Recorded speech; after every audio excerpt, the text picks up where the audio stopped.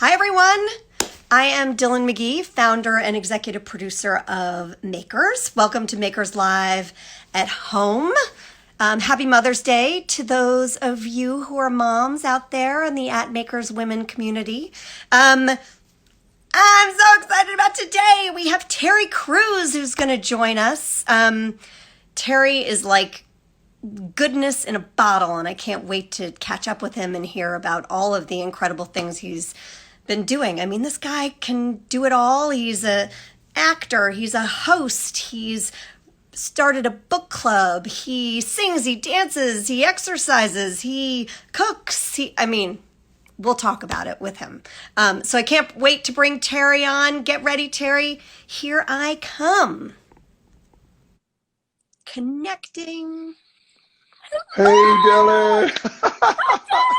How you doing? How Oh are my you? God, I'm so excited to see you. Oh, this is good. This is good. I'm glad to be here. I'm so honored. Oh, you're so nice to join us. And, I usually, Terry, I start these things because we are Makers Women. We do speak to a lot of women, and we Yes. usually start talking about our roots, but I can't do that with you. Well, I got grays in here. That's the thing. You got a I couple. usually color it up, you know what I mean? But it's just good. So Terry, um, you know, it's been like, I know we start these live conversations with the how are you doing, but I feel like it's also just shifting. It's so different now when we're talking than it was 8 weeks ago. So I'm sort of curious how you're doing like right now. What's crazy is that you realize you can get used to anything. Yeah, I know. Yeah, I got into a kind of cycle here. I'm doing the same old things. I'm scared to go back to work. You know what I mean? Because now it's gonna be like, oh yeah, it was so comfortable. Listen, I'm never driving to Santa Monica again. I'm like, let's have a Zoom conference, and I'm not getting in my car. So this is the amazing thing that has been happening. Yes. And it's kind of wild and it was very frightening for a while. My wife Yeah. got a cancer diagnosis about a month before the whole COVID thing went down. And she had, it was stage 1 breast cancer, and she ended up getting a double mastectomy Oh, 2 weeks before the world shut down. Now, we didn't know that this whole COVID-19 thing would just cause the earth to stop. But because she was so brave and so incredible, she took the initiative and made sure she took care of herself right away. We were able to get this done. And then it was wild because we were starting AGT and doing all this stuff. And I'm going, oh my, and it's this pressure and craziness. And you're just like, God help us. And yeah. It's a lot. oh my goodness. And what was so amazing is that it's like with this whole shutdown, I've been able to take care of her. I've been the one that's here feeding her, washing her hair, making sure everything's taken care of, and watching her just come out of this like a warrior. She is cancer free. She's doing so good. We're going on 8 weeks, and she is 100% strong and wonderful and doing so well. And let me tell you, it's just that the fact that I was able to be her nurse. 24/7. This is where we were here. It was us. And I'm just like, where else? I had to look at the silver lining that came with all the things that this is about. But what other time in my life would I have been able to take care of my wife like this? It just would not have happened. And during one of the most just catastrophic, traumatic things that she could possibly go through. And I was here. And I'm telling you, I'm just so happy. And she's great. And what can I say? I'm the most thankful man right now simply because I got the opportunity to do that. Oh, Terry, well, I got the opportunity to meet Rebecca for, we had that amazing dinner together. And I feel like the two of you are this dynamic, completely connected duo, and you feed off of each other. So I feel so happy for her that you've been there. What was the hardest part about being a nurse? Is she a good patient? Can you hear me, Sorry? Terry? Yeah, it's just Oh, you just can cut you out a hear little me? bit. Go ahead. Go say it again. Oh, so I said, I what can was hear the you. hard? Oh, you heard about the hardest part about being a nurse, and are you a good nurse? Well, you know what? First of all, you realize you ain't doing something right. Like she was just like, she's like, hello, you need to be doing this. I'm like, oh yeah, sorry about that. I started to, I literally had to relearn, how to make beds, how to do laundry, how to do, you know what I mean? Hey, look, Yes. I reached that point where I was like, here are my dirty clothes there. And all of a sudden you're like, oh man, what is staying out? That was crazy. I was cooking. I Oh was no. making sure everything. But see, now I'm in the mood. Now I get everything. I wake up. I make the beds. I clean the kitchen. I do the whole thing. I'm like, oh. But there were the first couple weeks. I was just hoping. I was like, don't go into that room. Just don't go in that one. Where you just Or like don't you something's dirty. anytime my teenager like puts a new article of clothing on, I'm like, you don't need that. Don't wear Yeah. that. Right? You ain't going anywhere. Just wear the same thing. You know what I mean? Wear the same thing. No laundry. Oh. You know But what, that Terry? was the hard part. What I love, I'm right there with you. The laundry's been rough. The cooking, but aren't you sort of? I've learned I'm a good cook. Like, what's your go-to meal? Let me tell you, last night, I made New York steaks on the grill with grilled vegetables. And it was so healthy and so good. And then I washed it all down with a pint of ice cream. See, that's what you do. You have the super healthy meal. I mean, this meal is just amazing. And then you have the dessert that ruins it all. So you're even. You know what I mean? You're like right down the middle. I love it. I love it. So you spoiled everyone rotten on Mother's Day, but Yes, then, and did you do the dishes too? I did everything. But thank God, you know what? I was already in the habit of doing it, and I had some flowers ordered and brought them to the house. And my wife is known for her pink hair, and I got her some pink roses. It was so cute. I was like, "Oh, girl."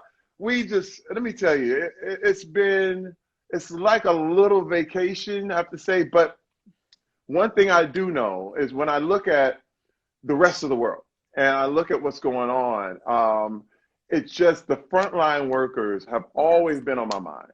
Yeah. You know what I mean? The people who are risking it all right now so that we can be safe.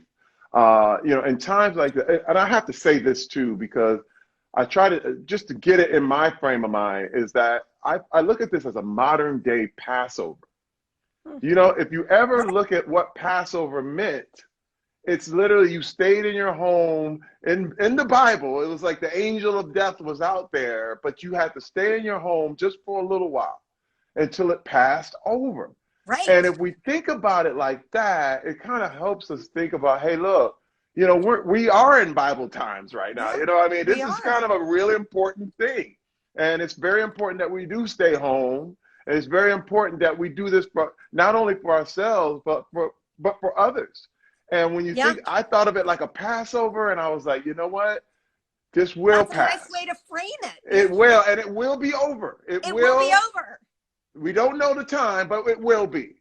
Yeah. Are you, oh my God. I mean, Terry, I can't believe the Brazil love. Everyone wants you to say hello to Brazil and speak I Portuguese. know. Where does that come from? Che amo Brazil. Che amo. It's Che amo unbelievable. Brazil. Listen, Brazil likes me. I like it. I love them.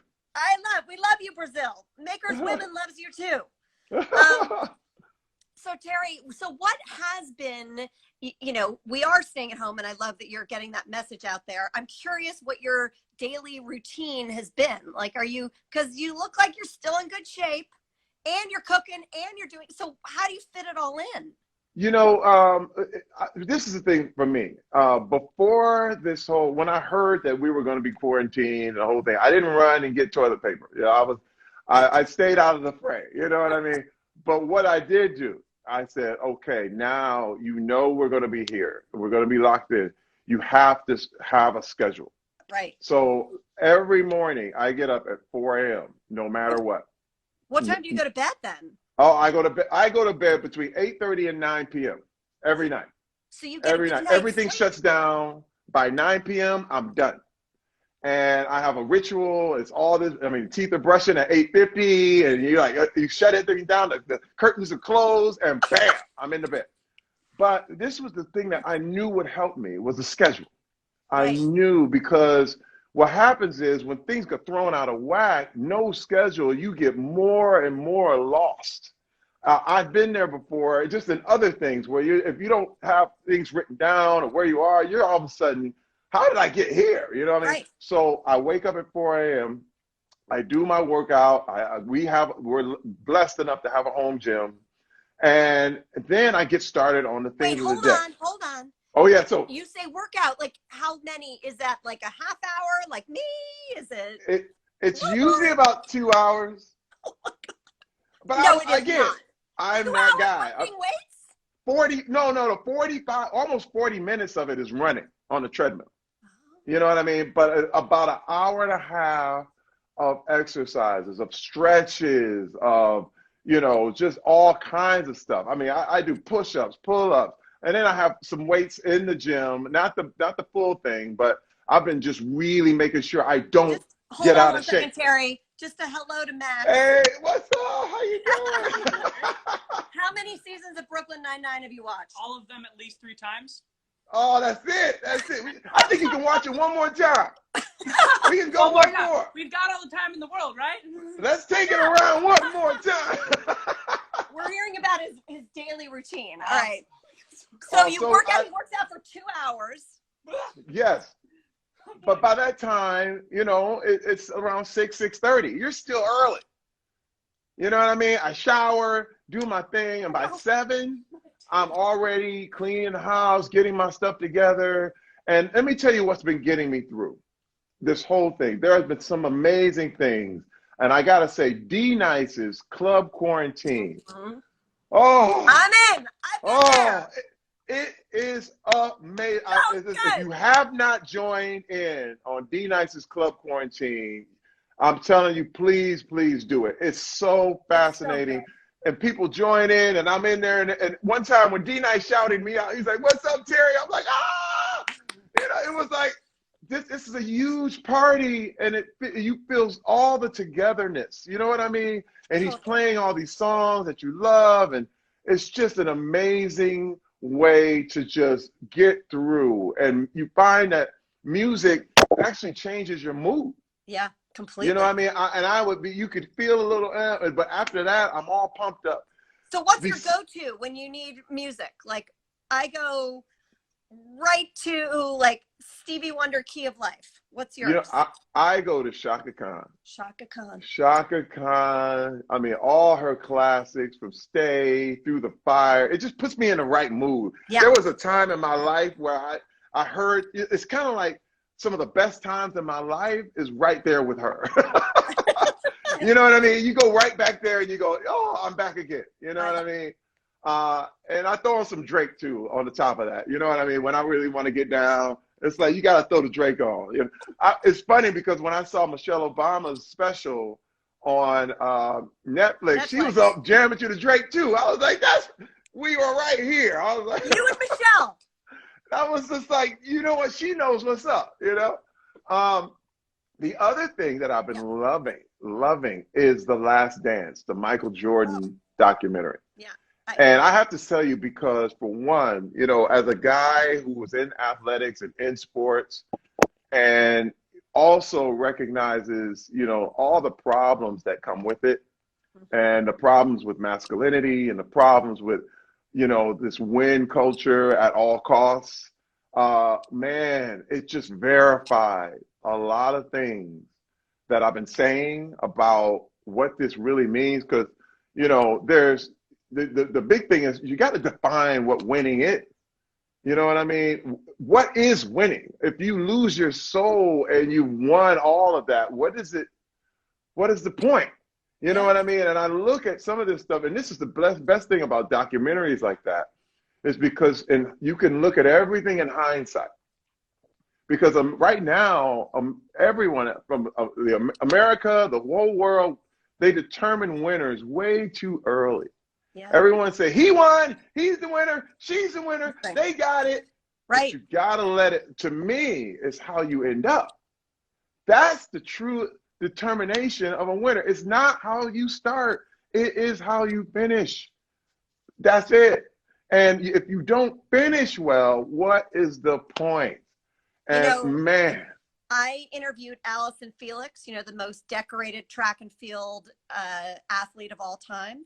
And she said this weekend that she says right before she runs a race, she says to herself, I've already won.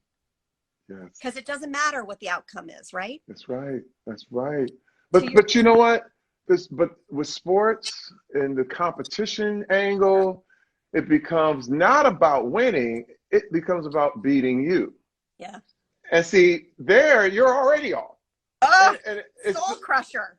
And you know what? The best of us have all fallen for it. Yeah. You know what I mean? From jobs to sports to entertainment, the whole thing. It's kind of like right now it's like what's the number one movie? Not whether the movie's good or not. You know what I mean? It's all about competition and beating other people. And I'm like, I'm done. I'm not playing that game because I truly believe. Terry, I'm sorry? No, I was going to say, but I was proud of you when The Willoughbys was #1 on Netflix. No, well, listen. But that's me, not you. Well, but you know what? That's because it was a great film.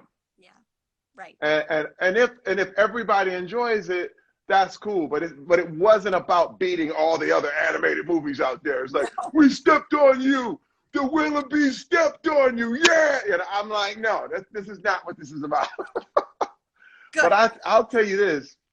My thing is, I truly believe that that competition is the opposite of creativity. Creativity is the way, whereas competition, I mean, it's just a matter of who's going to get knocked off the hill next. And I just decided to stay creative the whole time. Yeah. You're amazing that way, because as soon as you're I feel like in everything you're able to reframe, COVID, competition. It's a gene in you that's sort of unbelievable. Well, it's a habit. Yeah. It's a habit. Believe me, it wasn't like this growing up. I would go down in the dumps and I would go down fast, and it was like, until I had to revamp my life. But see, everything I'm saying is really the truth. The problem is you're not, one thing I look at sometimes is when you really examine some things, somebody told me, it was a great quote they said a while back, is that, I've had a lot of troubles in my life, but most of them never happened. And I go, oh, that is the truth. Right. That's not a fake. That's not, pie in the sky, oh my God, he's Pollyanna thinking. It truly is. Most of the things that you're scared of are not going to happen to you. And I have to think, I'd rather take that approach. And I found on that approach, I've really been able to deal with life's hardest things, like especially just again, when Rebecca was going through her thing, I was like, this is going to be a blessing. Somehow, some way, we've got to turn this into one of the best things that's ever happened to us. And I'm telling you, I feel we've gotten closer. It's one of those things that you don't wish it, you don't want it, but you realize this is happening. So now what do we have to do? Yeah. Man, and this is the same thing with COVID-19. Feelings are real. Feelings are okay. Yeah. All of them. Like that's what makes us human. But it is that ability to, I've heard you talk so many times about choice, right? And making the choice to look at it that way. That's it. I used to react. Let me tell you, every time I reacted, it was a mess. I would react with fighting. I would react with yelling. I had a lot of anger. It was very vicious, and they were all reactions. But once I learned how to respond, that's a whole nother animal. It was like, wait a minute. Let me think about this situation and let me make the best choice right here in this, because you always have one. Yeah. You know what I mean? You always have one. And I learned to realize that I had a choice. But then when you realize you have a choice, you have power. You also have power. It's so good. Another thing I've been doing, which is awesome, I've been doing the greatest lives with some of the most fabulous women you could ever name. And I have their books. I brought some props, Oh, okay? good. That's what I want to know. Yes. I did a live with Rachel Louise Snyder with this book. It was called No Visible Bruises. And this really talks about domestic violence because of the quarantine has now left so many women trapped with their abusers. And I grew up in a home that was full of domestic violence. I could only imagine me at 5 years old having to stay at home with my dad and my mom for 2 months. I don't know if we would have made it out. I really don't know it. And there's so many women and kids that are stuck in this situation right now. And I had to bring awareness.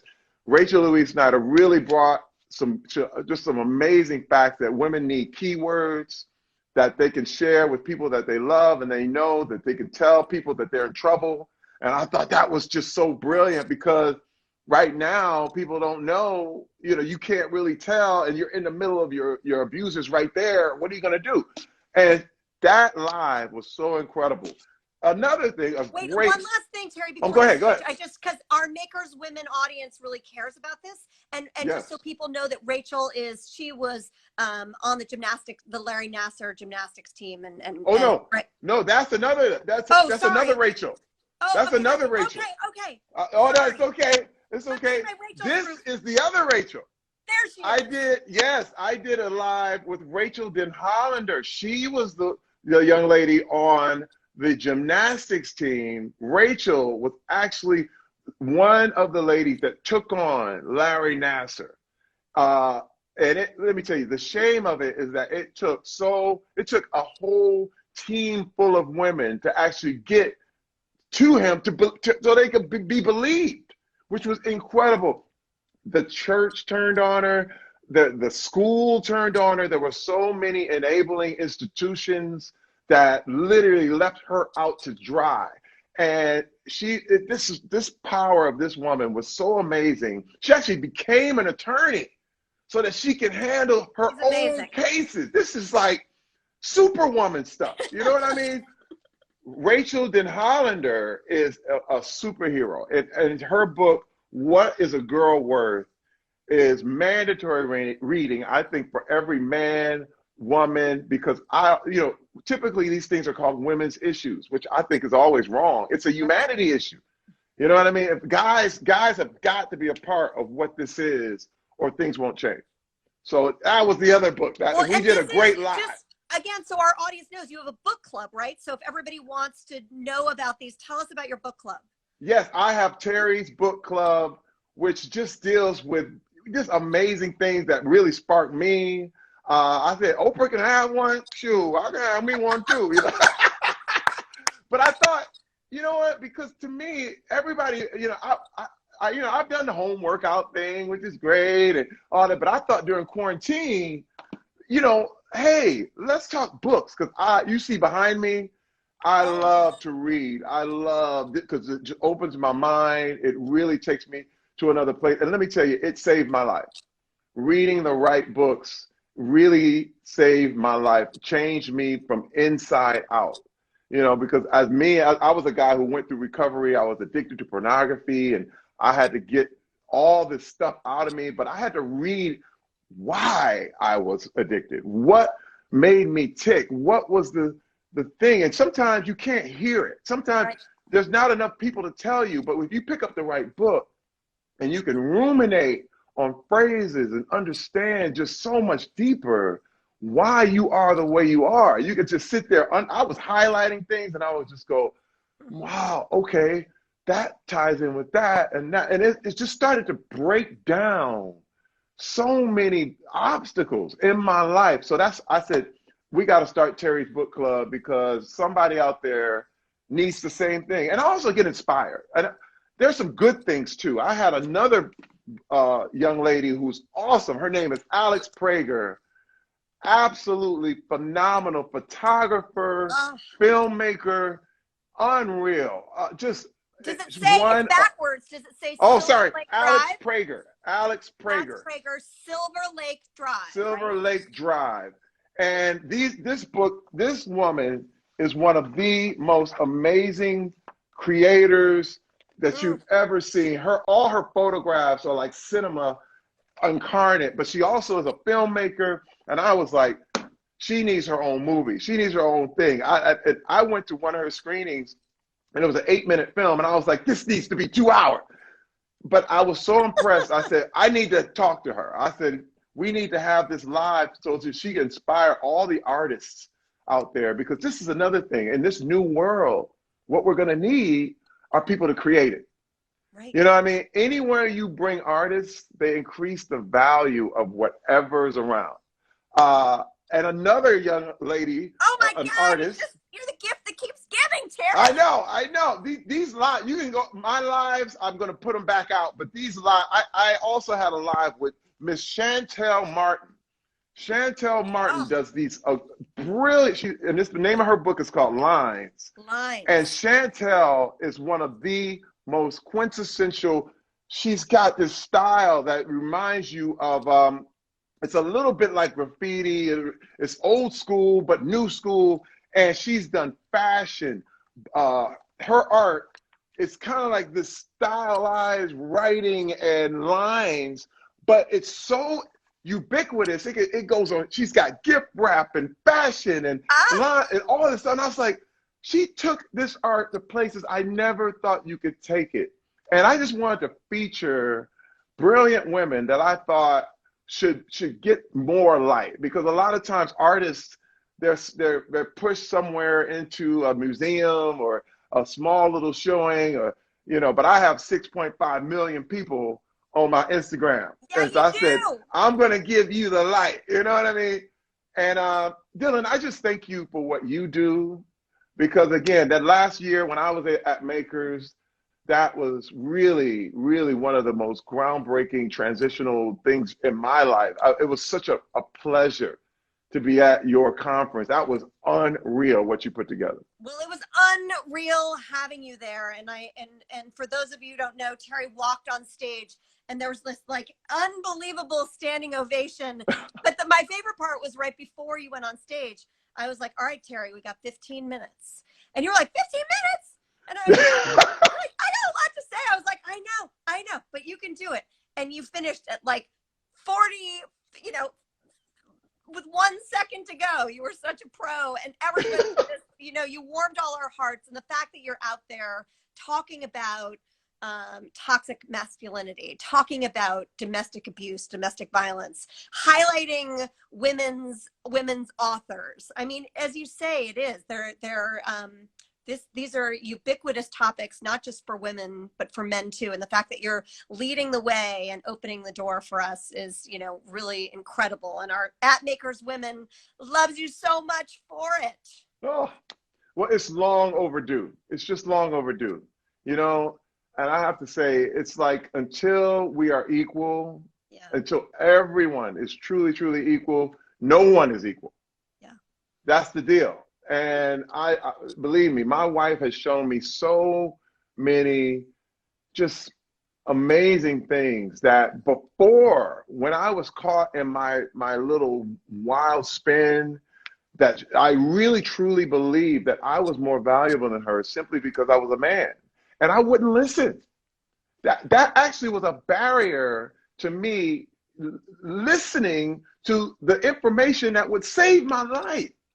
And I'm telling you, and I'm like, and I tell guys, hey man, listen, you have to stop this, because the fact that you think you're above someone actually cuts you off from the other, from that person you think you're above. And I said, man, no more. And I just want to be that light. And I said, this is what I'm called to do. And I'm thankful. I'm very, very thankful to be that man, and that I made it out. Because believe me, it was with one wrong turn, I don't know where I could be. Well, you made it out, and you're shining light on all of us and making us all better people. And everyone's just like, we love your wisdom. We love you, Terry. I know you've got a schedule, and I know we're at the end of our time together. So I want to respect that. I do want our audience to know that Terry's got America's Got Talent coming out, right? You've been filming. AGT, that's it. AGT's coming. We've got the Willoughbys. You got to watch that. Brooklyn Nine-Nine. Loved the ending. You guys rocked it. I mean, I love that you didn't have a cliffhanger. It's always like a relief for me. Thank you for that. Yes. And I also hear we're going to get a cooking show. You know what? I got to put something together right now. You know, actually, this weekend I'm judging. Guy Fieri and Bill Murray are having a nacho throwdown for charity to really help the food workers and the restaurant industry. I'm judging. Shaquille O'Neal is judging, and Carla Hall is hosting. You know, from the Chew, and it's going to be a really cool thing this weekend. And so it's going to raise money for all the restaurants that are that hopefully the workers will find a way back out of this. I'm telling you, it's truly devastating for the whole restaurant industry. So how, Terry, do we watch that? Do you know? Oh, right now, I'm not sure. I think, Facebook Live. That's it. Okay. It'll be on Facebook Live, and it's going to be big. It's going to be huge. Bill Murray, Guy Fieri, and they're doing a nacho throwdown. They're trying to make the best nachos, and Shaq and I are judging. We can't eat them. We'll be at home, but I'll be looking at them like, hey, you need your jalapenos over here, and you need some more cheese, melted cheese over here. I don't know.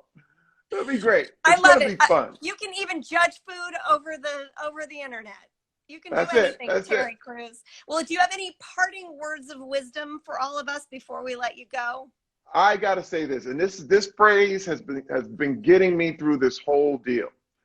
And it's another anonymous quote, and it says that sometimes your greatest hopes are destroyed to prepare you for something better. I'm gonna say it one more time. Yeah. Sometimes your greatest hopes are destroyed to prepare you for something better. And the big thing is what we hope for and what we've always saw, and it's sometimes in this time period right now, it looks like it's being destroyed. But you are being prepared. This is the reframing part. You are being prepared for something better right now. And we have to the problem is we just don't know what it is. The problem is it's out there, but it's here. It's there. It's just within our arm's reach. And if we constantly just know that we are being prepared for a better world, a better life, we can get through this, and it'll be great. Well, everybody, send in Terry the biggest hug. Also, just a little shout out to our friend Troy Zion. We love that. That's guy. our man. That's my man. He's the best. Love you so much, Terry. Thank you, Dyllan. A big hug to Rebecca, and we'll be there seeing if we agree with your nacho choices this weekend. Yes. You know it. Mwah! Love you, Dyllan. Love you. Thank you. Thank you. Bye.